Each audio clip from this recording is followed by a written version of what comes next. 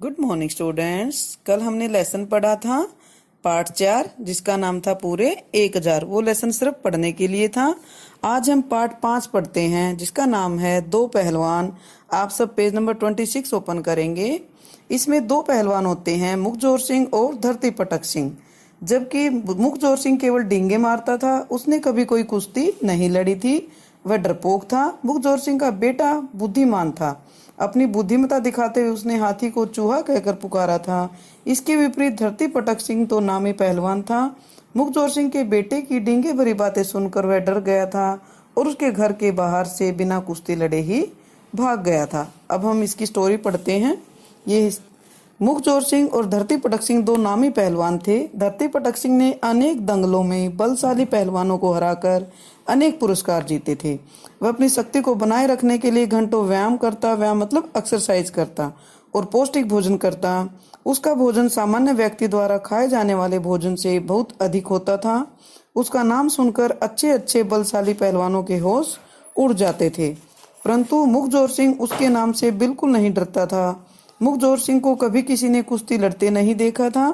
इसके बावजूद उसकी प्रशंसा का डंका चारों ओर, डंका मीन्स उसकी तारीफ चारों ओर बजता था।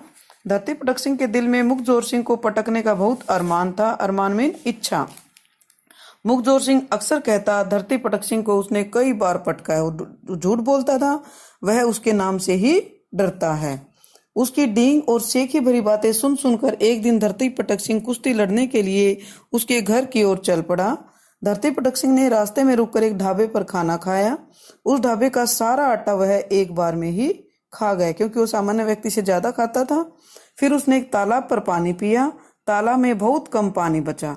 पेट भरने के बाद उसने डकार ली। जैसे हमारा जब पेट भर जाता जब हम डकार लेते हैं, उसी प्रकार उसने भी ली और तालाब के किनारे ही लेट गया। कुछ देर में उसे गहरी नींद आ गई।